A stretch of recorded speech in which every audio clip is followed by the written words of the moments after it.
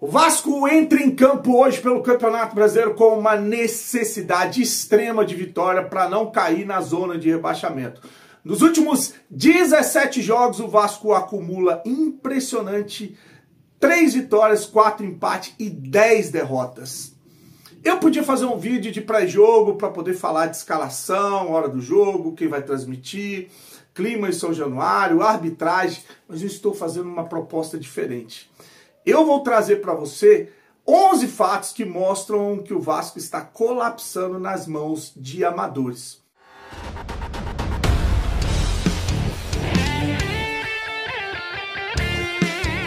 Vascaíno do Cerrado. Fala galera vascaína, eu sou o Thiago Fontes, falo direto de Brasília, Distrito Federal, trazendo mais um vídeo para o canal. Vamos bater um papo, trocar uma ideia, atualizações sobre tudo que tá pegando o Vasco. Antes eu pedir aquela moral para o canal ser impulsionado na plataforma.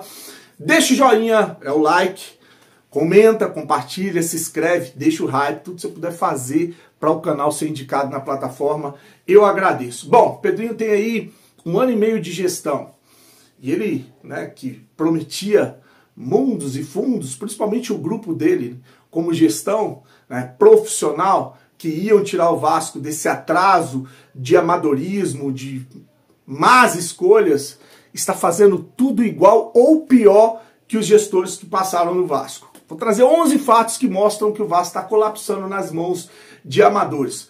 O primeiro fato, saiu ontem uma informação do jornalista Vene Casagrande. O Vasco havia negociado um empréstimo de 2 jogadores da base, o Lincoln, o zagueiro, e o lateral direito, Paulo Ricardo, o Paulinho. O jogador já tinha se apresentado à Volta Redonda, feito exames, estava treinando com o elenco quando recebeu um chamado do Vasco para voltar a São Januário. Olha que bizarro. A informação vinda do Volta Redonda é que o jogador não tinha assinado um contrato e não tem o que eles fazerem. O Vasco chamou, acabou. E a informação que está circulando a respeito dessa chamada do Vasco é simplesmente que o Fernando Diniz não quer contar com o Puma Rodrigues. E esperaram emprestar, esperaram o cara ir lá fazer exames, esperaram o cara estar treinando para passar por esse vexame de chamar para voltar. Bizarro. Situação parecida aconteceu no fato número 2. Você vai lembrar que o GB, que hoje está lesionado, foi negociado com o Fenerbahçe da Turquia. Teve vídeo de despedida no aeroporto, uma exposição total do garoto, que chegou na Turquia para fazer exames e não passou no exame médico, tendo que voltar ao Vasco com uma lesão que o Vasco já sabia que o jogador tinha. Então esse é o fato número 2 que mostra o total amadorismo dos departamentos do Vasco com uma volta de um jogador que foi exposto e que agora, de novo, está lesionado, Tá fora do jogo de hoje por causa de lesão. Bom, fato número 3. A gestão Pedrinho emprestou o volante Cauã Barros ao América Mineiro para jogar a 2ª divisão, depois de ter emprestado ele ao Amazonas. Ele emprestou ao América Mineiro a custo zero com um contrato que, se o Vasco precisasse do jogador, teria que pagar R$1 milhão para o jogador voltar para o Vasco. E o Vasco precisa do jogador porque não está conseguindo contratar. E agora está solicitando a volta do Cauã Barros, só que não tem grana para pagar R$1 milhão no jogador que pertence ao Vasco, que foi emprestado de graça. Segundo matéria publicada no GE, na ESPN, o Vasco está tentando manobras, contando com a vontade do jogador para que ele volte para São Januário e o Vasco não tenha que pagar o R$1 milhão ao América Mineiro. Fato número 4. O diretor técnico da gestão Pedrinho, o seu Felipe Loureiro, veio em uma coletiva expor o jogador do Vasco, o então jogador do Vasco, o zagueiro, um ativo que custou R$8 milhões ao clube de uma maneira covarde, falando que o jogador era ruim, que não prestava, que se prestasse estaria em campo. E não aconteceu absolutamente nada com o diretor técnico do Vasco, que prejudicou financeiramente o clube e recebe um baita do salário sem ter exercido essa profissão em bodega nenhuma. Fato número 5. O Pedrinho detonou a 777 por não ter um projeto esportivo, inclusive foi um dos motivos pelo qual o Pedrinho, junto com o Edmundo e tantos outros da Sempre Vasco, usaram para tirar a 777 do Vasco. O Vasco tentou, através do Pedrinho, trazer o jogo entre Vasco e Flamengo para São Januário. Um torcedor entrou na justiça e conseguiu essa proeza, né, com uma juíza dando bronca, inclusive, no BEP, que tem que fazer a sua função e não correr dela, alegando que o Vasco não tem condição de mandar jogos em casa.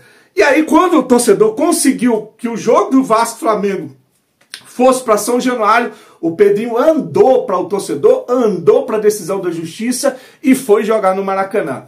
Uma das críticas que o Pedrinho fazia a 777 era da venda de mando de campo. O Pedrinho vendeu a mando de campo contra o Palmeiras para Brasília e vendeu o clássico, o único clássico que podia acontecer em São Januário, que era Vasco e Botafogo, para Brasília. Resultado, mixaria no bolso e 2 derrotas no Campeonato Brasileiro. Fato número 6, matéria hoje publicada no GE, diz que 2 jogadores contratados pela gestão Pedrinho estão sentados no contrato e não querem sair do Vasco. Estou falando de Jean David e Lucas Oliveira. Os jogadores tiveram ofertas de times do Chile, do México, da Série B e não querem sair.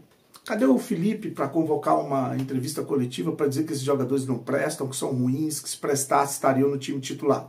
Agora contratado por eles, acho difícil eles fazerem isso. Vamos ao fato número 7. A gestão Pedrinho colocou dívidas com jogadores, empresários, técnicos e clube na recuperação judicial para ser paga em 10 anos e com desconto.